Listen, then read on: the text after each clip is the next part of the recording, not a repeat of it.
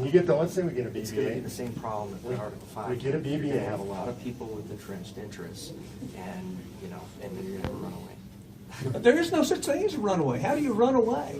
The worst thing in the world, if everything you believe happens, are there not 13 judiciary chairmen in the United States of America that would kill any stupid bill? Absolutely they would. There's zero chance of a runaway, and there never was a runaway. If you read that, I got a book coming out in May. You'll be able to read all the history, totally documented. It's a totally false premise that there was ever a runaway. Do you know where that, I never said those weren't Article 5. So. Do you know where that argument came from? The runaway argument. And this is actually important. You're building a straw man. This I never is not a said straw. that. I didn't say I never said that. You said there was. You said we would have a runaway. That was your word. Right, but I'm not saying that the Constitutional Convention. I'm not addressing that when you say I'm building a straw man. I'm asking you if you know where the idea of the runaway convention came from. That's a reasonable question. You're making the argument, you should know the foundation, right? Sure. So here's where it comes from. You don't see those words in American history until the 1970s. It literally didn't exist. Here's where they come from. 1973, we get what I think is one of the worst cases in Supreme Court history, which is Roe versus Wade, right? Horrible decision. Obviously slaughter ever since. Okay, so that happens and states immediately start passing Article 5 applications to overturn Roe versus Wade. That's the sole purpose, they're single subject applications. At some point, Phyllis Schlafly, who is an incredible icon of the conservative movement, the greatest fighter for life in the history of this country, writes a letter to Chief Justice Warren Burger, the guy who gave us Roe versus Wade. And voted for it. And voted for it, and says, what do you think about the idea of a convention to do this? And what do you think that the Chief Justice told him? He says, it's a terrible idea. It could run away, and we could lose our entire Constitution.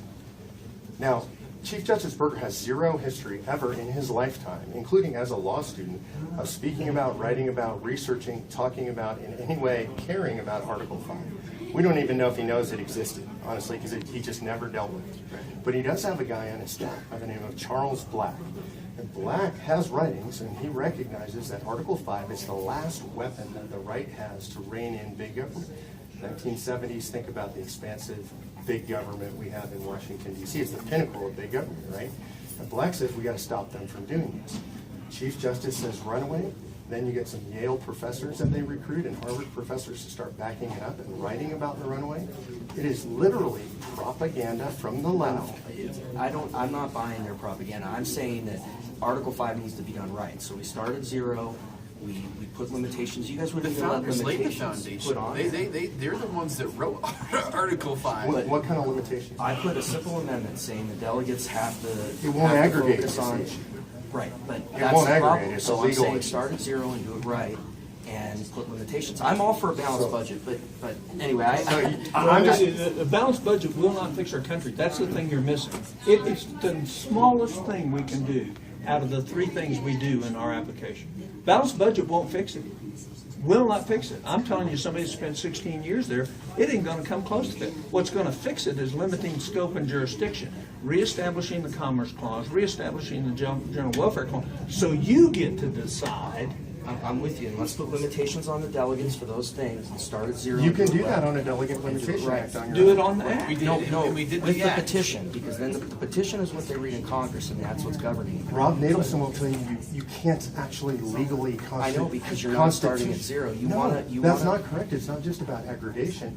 Nadelson says constitutionally you are not allowed to do that in an application. Because remember the Nadelson's not Madison. I mean, and Nadelson is the #1 expert, spent more time on this than anybody in the history of the country yeah, combined.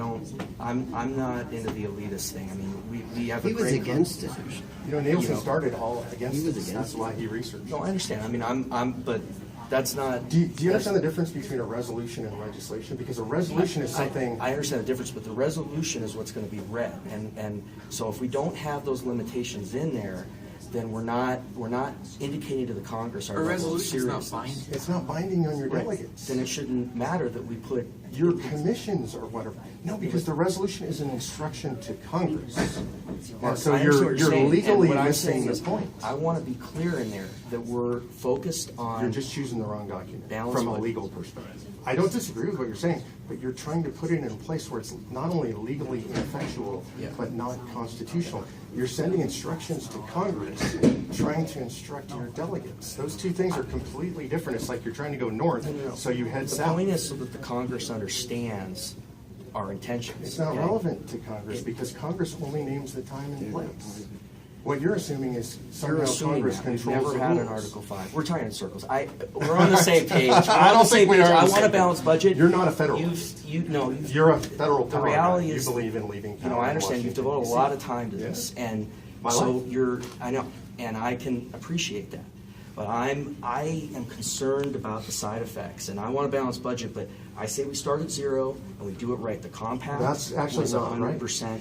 The Compact will compact is never make it. and it's It's unconstitutional. unconstitutional. I don't Go agree read with the that Constitution. interpretation. There's no compact that can be approved that's not approved by Congress. So you're gonna you ask got Congress? the same problem. Congress has to approve the compact.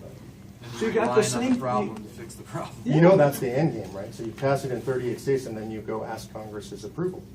No, That's not even we're Article. doing that anyway. I mean, No, that is the compact though.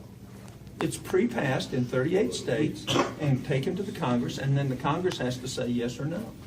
And we're so doing what? that anyway. I mean, the compact provides a legal basis for the states to do what we want. But, I'm not saying it's not legal. Yeah. I mean, Nadelson says it's unconstitutional. Ferris says it's unconstitutional.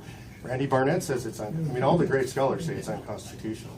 With all due respect to Nick, he's alone on the issue of its constitutionality. So, I mean, you're just hitching your cart to the wrong horse. And if you're a Federalist, which I think you would probably call yourself a Federalist, you're not taking any Federalist action by passing a BVA. And remember, what's the effect of a BVA? They give you guys unfunded mandates now, right? Right? So why would they not give you more unfunded mandates when you give them a BVA? That's the remedy for Congress. Unless you believe somehow they're going to say, this is so great, you've limited our power and we're not going to spend anymore. They're just going to tell you guys that you have to spend more. And you're subject to those right now, and you're going to leave yourself in a worse position with a BVA alone. I'm not anti-BVA. It has to come with a package of stuff, or you're going to cause yourself a much worse problem. They control 60 to 65% of your budget as it is now. We could drive it to 80 with a BVA. I mean, the fact that we can't even put simple delegate binds into the resolution to tell Congress what our intentions are, and the fact that that not causes Congress. a nuclear option where it's going to fail is really concerning. And You simply actually misunderstand the legal process. No, And I would encourage you I understand to your talk to, argument. no, it's not my argument, it's not me. Talk to the legal scholars, because I'm not the Give Rob guy. Nadelson a call. Talk to him. I'm not into the elitist thing. I mean, He's not an elitist. Have you ever met Rob? no. Rob's a good old Montana boy. He's a from. I'm not calling him an Montana boy. elitist. I'm saying you guys believe all these experts. We have to do what it says. We have to we follow the believe law. the Constitution, Okay. and then we get experts to back up what the Constitution already said. Right, That but are if not they're- like the if they're judges wrong, in this. if they're They're wrong, not wrong. if they're All the history. I've spent 2 years writing a book, digging all this history out. They're not wrong. They're absolutely right. It's the guys that want. Here's the problem, and this may offend you, and if it does, I'm sorry. Your fear is guiding you rather than your courage, because what we have to do is have courage to fix our country. And are there some risks? You bet. But the risk of not doing anything today destroys our country. Oh, I have a lot of courage. I want to start at 0 and I want to do it right. And you guys. Well, good luck. It's I easy would to just start at close it by 25 saying good and luck do a with that. 70s and 80s, and there were a lot of resolutions that were passed. You look at them, the wording is different in a lot of them. That's right. I They have a don't lot- agree. I That's have why a- ours is all the same. I have a lot of courage. I want to do it right, and I've devoted my life to balancing. That's why I got fix it. involed. So Doesn't fix It it. doesn't We fix the still problem. need limits. We still need. If you don't put I mean, limits on federal government power, you don't fix exactly. the problem. And I mean, you think about. well, the I'm judiciary. all for that. I want to do it right, though. I want to start at 0 and make sure that we're not going to have a runaway. So I would say, I would encourage, so here's what I would encourage you to do. Write a book, start a movement, raise the money, Oh no, I'm because otherwise it's not happening. okay.